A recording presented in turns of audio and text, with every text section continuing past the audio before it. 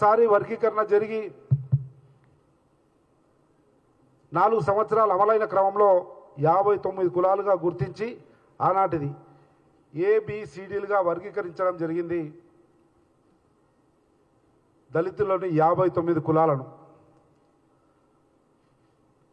ఆ 59 కులాల్లో గౌరవ ముఖ్యమంత్రి గారు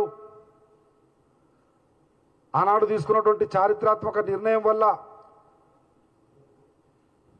కాంగ్రెస్ ప్రభుత్వం ఉషామేరా కమిషన్ వేయడం, ఉషామేరా కమిషన్ ఉమ్మడి ఆంధ్రప్రదేశ్ రాష్ట్రంలోని 23 జిల్లాలు తిరిగి ఒక పగడ్బందీ నివేదికను తయారు చేసి కేంద్ర ప్రభుత్వం మీద ఉంచిన తర్వాత చివరి అంకానికి చేరిన సందర్భంలో తెలంగాణ ఉద్యమం రావడం, అది నిలిచిపోవడం, దాని తర్వాత అక్కడ యూపీఏ రావడం, ఇక్కడ బీఆర్ఎస్ పార్టీ అధికారంలోకి రావడం, ఆ 10 సంవత్సరాలు రెండు పార్టీలు పట్టించుకోకపోవడం, ఆ 10 సంవత్సరాల్లో అనేక సార్లు మాదిగల గొంతుకగా కాంగ్రెస్ పార్టీ ఎన్ని ప్రయత్నాలు చేసినా ఆ ప్రయత్నాలు ముందుకోకుండా అటు భారతీయ జనతా పార్టీ ఇటు బీఆర్ఎస్ అడ్డుకున్నది.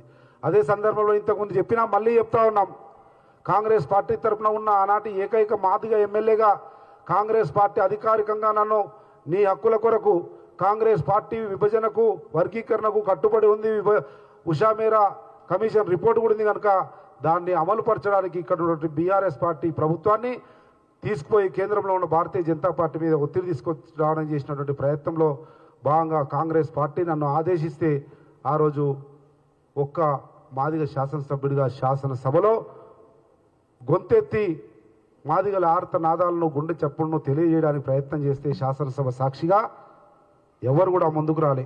119 నియోజకవర్గాల్లో ఒకే ఒక్క శాసనసభ్యుడు ఆ రోజు నా గొంతుకకు మాదిగల గొంతుకకు అండగా నిలబడ్డ శాసనసభ్యుడు యనుమల రేవంత్ రెడ్డి గారు, ఆనాటి శాసనసభ్యుడు. ఈరోజు అదృష్టవశాత్తు మా తలరాతలు మార్చడమే ఆయన మీద రాసి పెట్టినట్లుంది ఆ భగవంతుడు కూడా. అందుకే ఈరోజు దేవుని దయ మనందరి ఆశీర్వాదంతో గౌరవ ముఖ్యమంత్రి అయినరు.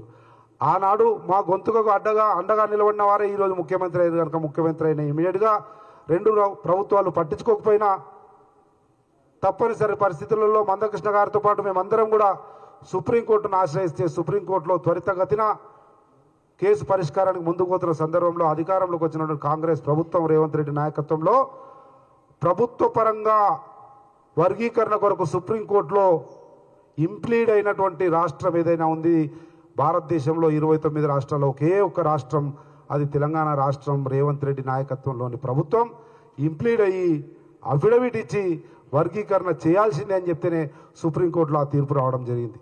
వచ్చిన తీర్పును ఇమీడియట్గా కొన్ని నిమిషాల లోపలనే శాసనసభ నడుస్తున్న సందర్భంలో శాసనసభ వేదికగా దాన్ని పగడ్బందీగా అమలు పరుస్తాం, స్వాగతిస్తున్నాం సుప్రీంకోర్టు తీర్పునని ముందుకొచ్చినటువంటి ఏకైక ముఖ్యమంత్రి గౌరవ రేవంత్ రెడ్డి గారు. దాని వెంటనే 4 మంత్రులతో సంబంధించిన ఉపసంఘాన్ని వేసి ఉత్తమ్ కుమార్ రెడ్డి గారిని చైర్మన్గా, దామోదర్ రాజనరసింహ గారిని, పొన్నం ప్రభాకర్ గారిని, సీతక్క గారిని పెట్టి ఉపసంఘం వేసి త్వరితగతిని నివేదిక తెప్పించుకొని ఆ నివేదికను ఆధారం చేసుకొని ఏకసభ్య న్యాయమూర్తిని సింగిల్ జడ్జి కమిషను వేసి ఆ సింగిల్ జడ్జి కమిషన్ను కూడా త్వరితగతిన రిపోర్ట్ తీసుకొని ఆ 59 కులాలను ఈ విధంగా విభజించడం జరిగింది. ఆ రోజైనా ఈ రోజైనా 59 ఉపకులాలు ఉన్నాయి దళితుల లోపల. కానీ ఆంధ్రప్రదేశ్ విభజించబడిన తర్వాత గణాంకాల్లో మార్పులు వచ్చినాయి కనుక ఆ రోజు ఏబిసిడి 4 గ్రూపులుగా ఉన్నటువంటి దళిత వర్గాలను అనేక మంది ఆంధ్రప్రదేశ్ వాళ్ళు ఇక్కడ జనాభా తక్కువ ఉంది కనుక 4 గ్రూపులు ఉండాల్సిన అవసరం లేదు, 3 గ్రూపులు చాలని చెప్పి గ్రూప్ 1, గ్రూప్ 2, గ్రూప్ 3 లేదనుకుంటే ఏబిసిడిగా వర్గీకరించడం జరిగింది. ఏలో 15 కులాలు, బిలో లేదంటే గ్రూప్ 2లో 18 కులాలు, గ్రూప్ 3లో 26 కులాలు, ఆ రకంగా 59 కులాలు. ఆ కులాల జనాభా కూడా మనం చూస్తూ ఉన్నాం. నిష్పత్తిలో చూస్తే 3%, 62%, 33%, ఆ రకంగా 100% ఉంది. రిజర్వేషన్ల శాతాన్ని కూడా వారి జనాభా దామాషా ప్రకారం గ్రూప్ 1కు 1%, 15% ఉన్నటువంటి దళితుల రిజర్వేషన్లు ఈ తెలంగాణ రాష్ట్రంలో గ్రూప్ 1కు 1%, గ్రూప్ 2కు 9%, గ్రూప్ 3కి 5% ఇవ్వడం జరిగింది శాస్త్రీయంగా. కంక్లూజన్ చేసినటువంటి గణాంకాలుగా చెప్తా ఉన్నా. దాంతోపాటు ఒక్కొక్క గ్రూప్ విషయానికి వస్తే వీరు పర్సంటేజ్ల విషయంలో మాట్లాడినారు. ఒక్కొక్క గ్రూప్లో గ్రూప్ 1లో ఉన్నటువంటి కులాలు ఆ రోజైనా ఈ రోజైనా ఉన్న కులాలు అవే. కానీ డి అనేది తీసేసిన 3గా కుదించినాం కనుక కొన్ని కులాలను ఆయా సాంస్కృతిక ఆర్థిక స్థితిగతుల పరంగా మిగతా గ్రూపుల్లో అడ్జస్ట్ చేయాల్సినటువంటి తప్పనిసరి పరిస్థితులలో కమిషన్ ఆ రకంగా అడ్జస్ట్ చేయడం వల్ల గ్రూప్ 1, గ్రూప్ 2, గ్రూప్ 3 అయింది. గ్రూప్ 1లో ఉన్నటువంటి 15 కులాల్లో అనేక సంస్కృతి సాంప్రదాయాలతో పాటు ఈరోజు 171,625 మంది ఉన్నారు. మొత్తం దళిత జనాభా తీస్తే తెలంగాణ రాష్ట్రంలో 52,17,684 మంది ఉన్నటువంటి తెలంగాణ రాష్ట్రంలోని దళితుల్లో ఈ 15 కులాలు కలిపి 1,71,625 మంది ఉన్నారు. దాన్ని గణాంకాలుగా చేసి విభజిస్తే పర్సెంటేజ్లో 3.288 వస్తుంది. దానికి ఎవరు కూడా ఏం చేయాల్సిన అవసరం లేదు. ఇంటూ వేయడము తీసివేయడము భాగాహారం చేస్తే వచ్చే పర్సెంటేజ్ అది 3.288. అదేవిధంగా గ్రూప్ 2 విషయానికి వస్తే దీంట్లో ప్రధానంగా గ్రూప్ 1లో చూస్తే బుడగజంగాలు ఉంటారు, బేడా బుడగజంగాలు, దాంతోపాటు డక్కలి అనేది ఉంటుంది, దాంతోపాటు ఈరోజు పంబాల అనేది ప్రధానంగా ఈరోజు బయటకు కనబడే కులాలు ఏ గ్రూప్లో వచ్చినాయి, లేదంటే గ్రూప్ 1లో వచ్చినాయి. గ్రూప్ 2 విషయానికి వస్తే ప్రధానంగా ఈరోజు చర్చ జరుగుతున్నటువంటి మాదిగలు ఉండేటువంటి 11 నెంబర్లో మాదిగలు ఉండేది 32,33,642 మంది ఉన్నటువంటి అత్యధిక జనాభా ఉన్నటువంటిది గ్రూప్ 2లో ఉంది. మొత్తం 18 కులాలు ఉన్నటువంటి గ్రూప్ 2 32,74,377 మంది ఉన్నారు. అది మొత్తం మాదిగలలో అంటే 52,17,684 మందిలో వాళ్ళ పర్సెంటేజ్ విషయానికి వస్తే 62% అవుతుంది, 62.748. దీనికి పెద్ద గణాంకాలు అవసరం లేదు. ఏ రకంగా అనేది మళ్ళీ చూపిస్తా. 100కు 52 లక్షలు అయితే 52 లక్షల జనాభాను 100% అనుకుంటే 32 లక్షల జనాభా ఎంత శాతం అవుతుంది అనేది విభజిస్తే 62% అవుతుంది. ఇది సాధారణ గణాంకాలే. దాంతోపాటు గ్రూప్ 3 విషయానికి వస్తే ఈరోజు ప్రధానంగా మనం చర్చించుకునే మాల సామాజిక వర్గం దీంట్లో వస్తుంది, గ్రూప్ 3లో వస్తుంది. ఈ గ్రూప్ 3లో 26 కులాలున్నాయి. 26 కులాలకు సంబంధించి 17,71,682 మంది ఉన్నారు. దీన్ని కూడా గణాంకాల ప్రకారం విభజిస్తే మొత్తం 52 లక్షల మంది ఉన్నటువంటి దళితుల్లో గ్రూప్ 3 వాళ్ళు ఎంత పర్సెంటేజ్ ఉన్నారంటే 33.963% మంది ఉన్నారు. ఇవి ప్రధానమైనటువంటి గణాంకాలు. 3 సబ్ క్యాస్ట్లకు సంబంధించి, 3 ఉపకులాలకు సంబంధించి, దాంతోపాటు 1, 2, 3కి సంబంధించి ఆ రకంగా జనాభా ప్రాతిపదికన ఒక గ్రూప్ 1కు 1%, గ్రూప్ 2కు 9%, గ్రూప్ 3కి 5% ఎట్లా ఇచ్చినారో సేమ్ అట్లే ఇదేమో విద్యా ఉద్యోగాల్లో ఈ రకమైనటువంటి రిజర్వేషన్లు ఉంటాయి. అదే ఆల్రెడీ ఉద్యోగాలు చేస్తున్న వాళ్లకు ప్రమోషన్లలో కానీ తదుపరి ఉన్నత అవకాశాల్లో కానీ ఏ రకమైనటువంటి సాంకేతిక పరమైనటువంటి ఇబ్బందులు రాకూడదని శాస్త్రీయంగా తీసుకున్నటువంటి నిర్ణయంలో భాగంగా ఉద్యోగస్తులకు రోస్టర్ ప్రాతిపదికన గ్రూప్ 1కు 7 రోస్టర్ వస్తుంది. అదే గ్రూప్ 2కు 10 రోస్టర్లు ఉంటాయి. అంటే 2వ స్థానంలో వీళ్ళకి అవకాశం వస్తుంది, మళ్ళీ 16వ స్థానంలో వస్తుంది, మళ్ళీ 27వ స్థానంలో వస్తుంది, మళ్ళీ 17వ స్థానం 47వ స్థానంలో వస్తుంది. ఈ రకంగా 10 స్థానాల్లో 100లో 10 స్థానాల్లో వస్తాయి. అదే రకంగా గ్రూప్ 3కి వారి జనాభా దామాషా ప్రకారం 6 స్థానాల్లో వస్తుంది. ఈ రకంగా ఉద్యోగస్తుల్లో కూడా ఒకవేళ విద్యా ఉద్యోగాల్లో అయిపోయింది కానీ మా ఉద్యోగాల్లో ఏంది ఏ రకమైనటువంటి రోస్టర్ కొనసాగిస్తున్నటువంటి ఆందోళన ఉండకూడదని పగడు బందీగా చేసినటువంటి ఒక ప్రక్రియ రోస్టర్ విధానంలో ఉద్యోగస్తులకు చూపించడం జరిగింది. ఇప్పుడు మూడింటిని బేరీజు వేసుకుంటే వచ్చినటువంటి అనేక సంశయాల వల్ల ఏదైతే పర్సెంటేజ్లలో డిఫరెన్స్ అన్నారో ఏది కూడా వచ్చినటువంటి గ్రూప్ 1లో 3% రిజర్వేషన్ ఇచ్చిన 3.288% ఉంది కదా, వీళ్ళకి 1% ఇచ్చినామంటే ఆ 1% అన్నది ఏ ఒక్క కులానికి కాదు. గ్రహించాలి, మాట్లాడే వాళ్ళు అర్థం చేసుకోవాల్సిందిగా కోరుతా ఉన్నాం. ఏ ఒక్క చెచాటికో మన్నెకో మాతంగికో ఇచ్చినటువంటి 1% కాదు. ఇది మొత్తం 15 కులాలకు సంబంధించి 1%. అదేవిధంగా ఇక్కడ మాదిగలు ఉన్నారు కదా, మాదిగలే మొత్తాన్ని కలిపి 9% కాదు, 9% ఇచ్చింది మాదిగలతో పాటు 18 కులాలకు కలిపి 9% అన్న విషయాన్ని గ్రహించవలసిందిగా కోరుతా ఉన్నాం. ఇక్కడే లాజిక్ మిస్ అయ్యి అనవసరంగా అపోహలను క్రియేట్ చేస్తూ ఉన్నారు. అదేవిధంగా మాలలు ప్రధానంగా ఉన్నటువంటి గ్రూప్ 3 ఏదైతే ఉందో వాళ్ళకి ఇచ్చినటువంటి 5%లో 5% ఇచ్చింది ఓన్లీ మాలలకు కాదు స్వామి. అక్కడ 26 కులాలున్న 26 కులాలకు కలిపి 5% ఇవ్వడం జరిగింది. ఎక్కడ కూడా 5% ఒక్క కులమే వాడుకునే అవకాశం కానీ ఆ వెసులుబాటు కానీ ఉండదు. అన్ని కులాలకు సమానమైనటువంటి హక్కు ఉంటుంది. ఆ పర్సెంటేజ్లో మాదిగలకు ఎంత హక్కు ఉంటుందో వీళ్ళందరికీ 17 కులాలకు కూడా ఆ 9%లో హక్కు ఉంటుంది. మాలలకు ఎవరికైతే 5%లో హక్కు ఉంటుందో అట్లే 25 కులాలకు కూడా హక్కు ఉంటుంది ఆ 5% రిజర్వేషన్లు వాడుకోవడానికి. అదేవిధంగా 1%, ఎందుకంటే వాళ్ళ పాపులేషన్ తక్కువ ఉంది, జనాభా తక్కువ ఉంది కనుక 1% ఇచ్చిన దాంట్లో కూడా 15 కులాలు ఆ 1% రిజర్వేషన్ను అనుభవించే వెసులుబాటు ఉంటుంది, వాళ్ళకు కూడా హక్కు ఉంటుందన్న వాస్తవాన్ని గ్రహించవలసిందిగా కోరుతా ఉన్నా.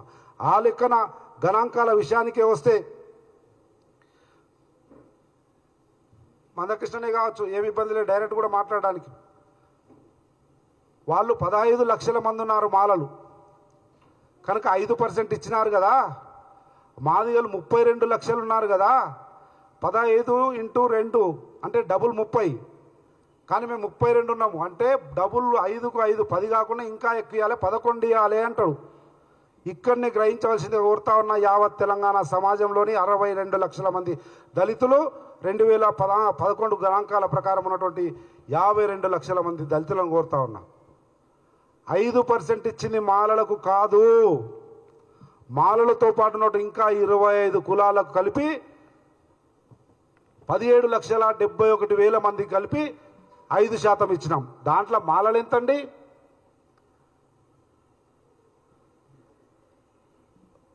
15,27,000 అంటే 15,27,000 మంది మాలలు పోతే ఇంకా 2 లక్షల పైబడి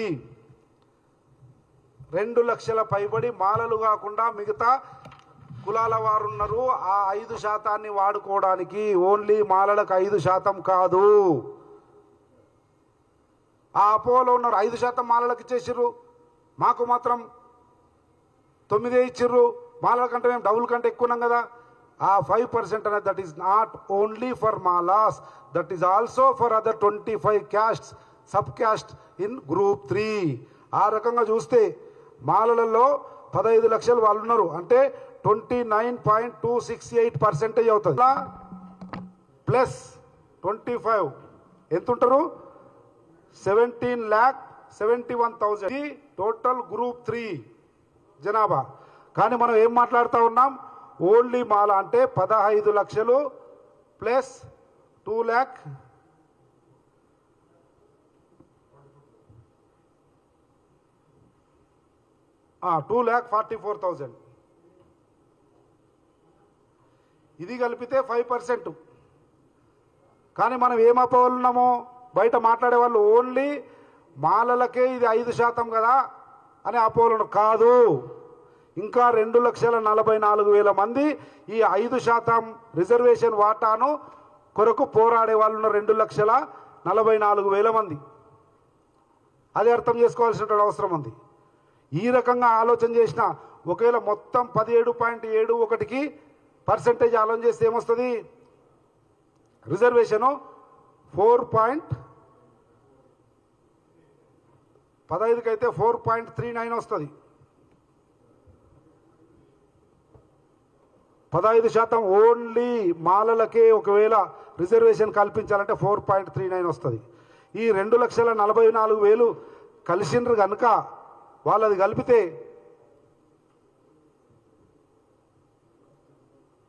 5.09 వస్తుంది. అంటే 4.39 నుంచి 5.09 రావడానికి కారణం ఏంది? ఇంకా 2,44,000 మంది మాలలతో పాటు గ్రూప్ 3లో ఉన్నారు. వాళ్ళు కూడా హక్కుదారులు 5% అనుభవించడానికి 5% కొరకు పోటీ పరీక్షల్లో నెగ్గడానికి. ఈ లాజిక్ తప్పి 5% వాళ్ళకి ఇచ్చారు 15 లక్షలకు, మనం 32 లక్షలు ఉన్నామో మనకు 11% ఇవ్వాలి, 10 కంటే ఎక్కువ ఇవ్వాలి అనడంలో లాజిక్ లేదు అన్న వాస్తవాన్ని గ్రహించమని కోరుతా ఉన్నా. మాలలు కాకుండా 2,44,000 మంది ఉన్నారు ఆ గ్రూప్లో. అదే గ్రూప్ 2కే వస్తే ఏదైతే ఈరోజు ఏదైతే చర్చ జరుగుతూ ఉందో ఆ చర్చనే తీసుకుందాం. మాదిగా ఎంతమంది ఉన్నాం మొత్తం కలిపితే గ్రూప్ 2లో ఎంతమంది ఉన్నాం? 32,74,000. ఓన్లీ మాదిగా తీసుకుంటే మాదిగా ప్లస్ ఎన్ని కులాలు? 17 కులాలు. ఓన్లీ మాదిగా తీసుకుంటే 32,33,000. ఇవన్నీ కూడా నేను రాసే సొంత కవిత్వం కాదు. ప్రభుత్వం ఇచ్చిన గణాంకాల్లో శాసనసభలో టేబుల్ చేసినటువంటి డాక్యుమెంట్లోనే ఉంది. 32,33,642 మంది మాదిగలు ఉన్నారు. ప్లస్ మిగతా కులాలకు సంబంధించినటువంటి వాళ్ళు కూడా ఉన్నారు. వాళ్ళు కలిపితే 32,74,000. అంటే మాదిగలు కాకుండా ఇంకా 40,373 మంది ఈ ఏదైతే 9% ఉందో ఈ 9% కొరకు ఓన్లీ మాదిగలే పోటీ మాదిగలతో పాటు 40,373 మంది పోటీ పడే వాళ్ళు ఉన్నారు. అంటే ఏ 9% కానీ ఏ 5% కానీ ఒకే కులానికి అంటగట్టడానికి వీలు లేదు. అంత శాస్త్రీయంగా జరిగినటువంటి ప్రక్రియ ఈ వర్గీకరణ ప్రక్రియ. కనుక ఒకవేళ 15 లక్షలకు 5 ఇచ్చారు కదా, 32 లక్షలకు 11 ఇవ్వాలి కదా అంటే కాదు. ఈ 5లో వాళ్ళు కూడా ఉన్నారు. ఒకవేళ అట్లే అనుకుంటే వీళ్ళ జనాభా 15 లక్షలకు మన జనాభా దీనికి తీస్తే ఏం కావాలి? ఈ కులం యువతలేసినా ఈ కులం అవతలేసినా మొత్తం గణాంకాలు మారి పర్సెంటేజ్లే తారుమారై అశాస్త్రీయంగా అయ్యి ఆ అశాస్త్రీయంగా అయ్యింది కనుక కోర్టులో నిలబడకపోవడం వల్ల మొత్తం ప్రక్రియనే కొట్టేసే ప్రమాదం ఉంది. ఈ వాస్తవాన్ని గ్రహించవలసిందిగా కోరుతా ఉన్నా. ఇకపోతే ఒకవేళ మాదిగలకు మాత్రమే తీసుకుంటే కూడా మాదిగలు మొత్తం 29.268% అవుతారు. 15%లో 10% కదా ఇది.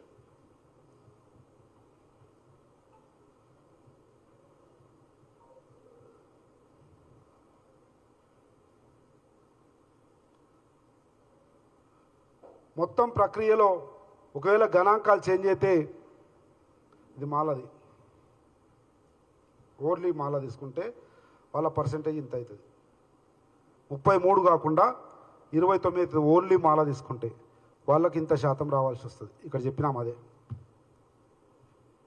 అదే మాదిగది ఓన్లీ మాదిగా తీసుకుంటే 61% అవుతుంది. 61.97 అవుతుంది. వాళ్ళ పర్సెంటేజ్ 9.296 వస్తుంది. ఇది మాదిగా. అంటే ఏ రకంగా ఒకటే కులం తీసుకున్నా మిగతా కులాలను కలిపినా మాలలకు కానీ మాదికలకు కానీ ఈరోజు ప్రధాన చర్చ జరుగుతున్నటువంటి ప్రధాన వర్గాలైనటువంటి అత్యధిక జనాభా ఉన్నటువంటి మాల మాదిగలకు ఎవ్వరికి కూడా 0.01% కూడా నష్టము జరగదు. 0.01% అధికంగా లాభం కూడా జరగదు. అంత శాస్త్రీయంగా అంత పగడ్బందీగా జరిగినటువంటి ప్రక్రియ ఈ వర్గీకరణ ప్రక్రియ అన్న విషయాన్ని తెలియజేయడానికి ఈ గణాంకాలను వివరిస్తూ ఉన్నాం. ఇంకోపోతే కులాల విభజనలో ఆ కులం యువతల ఈ కులం అవతల మొత్తం కమిషన్ వేసిన తర్వాత తెలంగాణ రాష్ట్రంలో ఉన్నటువంటి ఈ 4 మంత్రుల ఉపసంఘం కానీ లేకపోతే జస్టిస్ షమీమ్ అఖ్తర్ గారు అనేక సందర్భాల్లో ఉమ్మడి జిల్లా కేంద్రాల్లో తిరిగినప్పుడు కానీ విజ్ఞప్తులు వచ్చినాయి. దాదాపు 8,681 రిప్రజెంటేషన్లు వచ్చినాయి షమీమ్ అఖ్తర్ గారికి. ప్రత్యక్షంగా 4,750 వచ్చినాయి. ఆన్లైన్లో మెయిల్స్ ద్వారా వాట్సాప్ ద్వారా మిగతా వచ్చిన రకంగా 8,000 పైచిలకు విజ్ఞప్తులు వచ్చినాయి. రెల్లి వాళ్ళు అడిగినారు, సార్ ఇంతకుముందు మమ్మల్ని ఈ గ్రూప్లో పెట్టినారు, నష్టపోయినాం, ఈ గ్రూప్లో పెట్టండి అని. పంబాల వాళ్ళు అడిగినరు, ఇక్కడ ఉండడం వల్ల ఇబ్బంది అవుతుంది, ఇక్కడ పెట్టండి అని.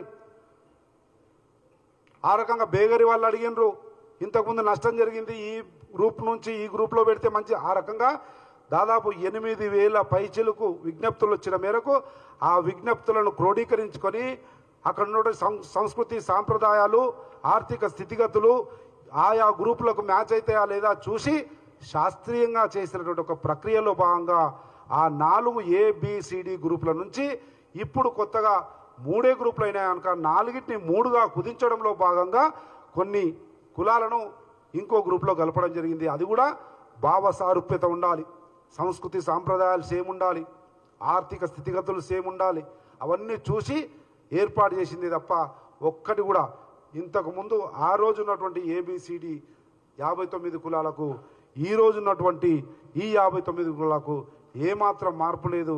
చిన్న చిత్కా కూడా ప్రశ్నించాల్సిన అవసరం లేకుండా పగడబందిగా చేసిర్రు.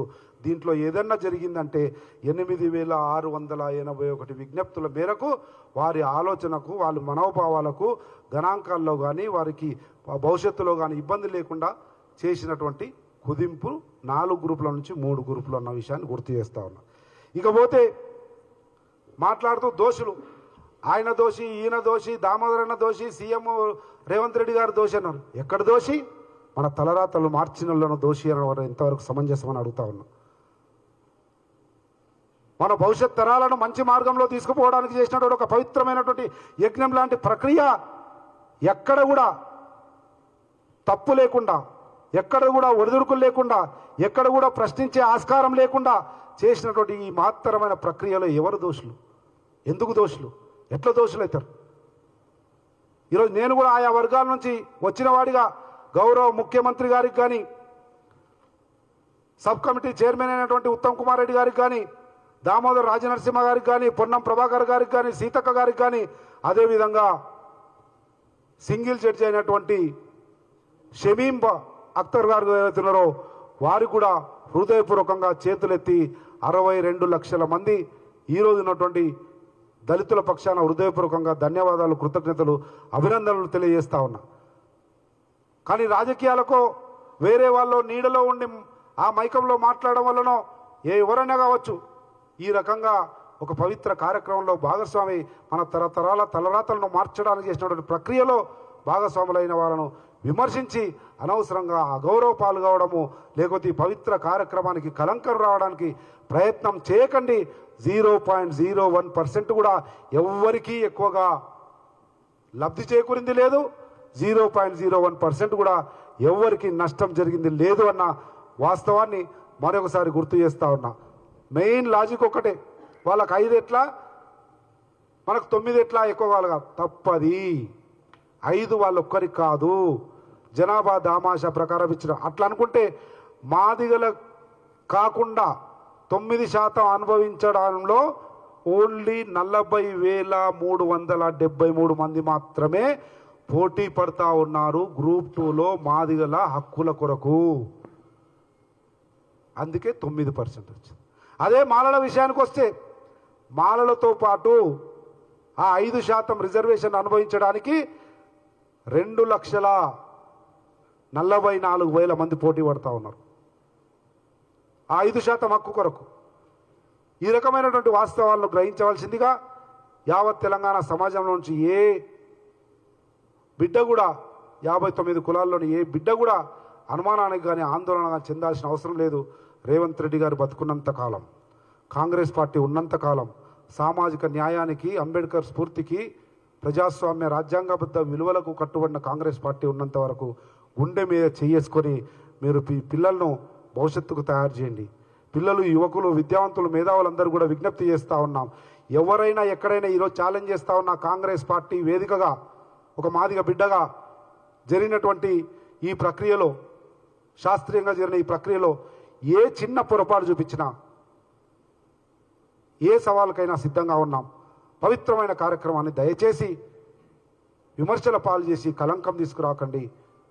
ఈరోజు లక్షల మంది ఉన్నాం, రేపు కోట్ల మంది మన జనాభా, మన పిల్లలు, మన తాతలు, మన పిల్లలు, మనమళ్ళు, మనమరాళ్ళు, తరతరాలు కూడా నిబ్బరంగా, గుండె నిబ్బరంగా ముందుకు పోయగలిగేటువంటి ఒక మంచి అవకాశం వచ్చింది.